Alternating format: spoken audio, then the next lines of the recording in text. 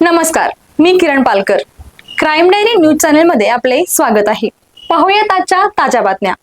इचलकरंजीत बनावट कागदपत्रांद्वारे जमीन व्यवहार, 10 जणांविरुद्ध फसवणुकीचा गुन्हा दाखल. इचलकरंजी पोलीस ठाण्यात बनावट कागदपत्रे तयार करून जमीन व्यवहार केल्याप्रकरणी तब्बल 10 जणांविरुद्ध फसवणुकीचा गुन्हा दाखल करण्यात आला आहे.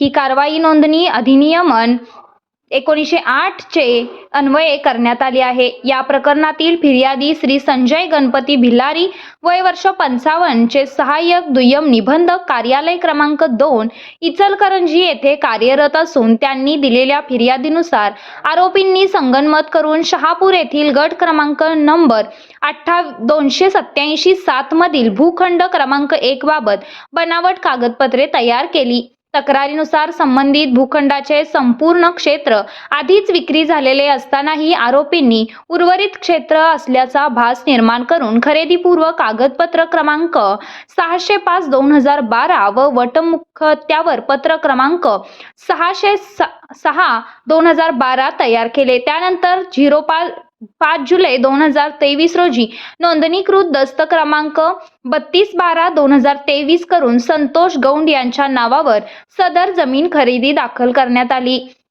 या प्रक्रियेत साक्षीदार व ओळख देणाऱ्या व्यक्तींनीही जाणूनबुजून खोटी माहिती दिल्याचा आरोप एकूण 7 सप्टेंबर 2012 ते 5 जुलै 2023 या कालावधीत ही संपूर्ण घटना घडल्याचे फिर्यादीत नमूद आहे.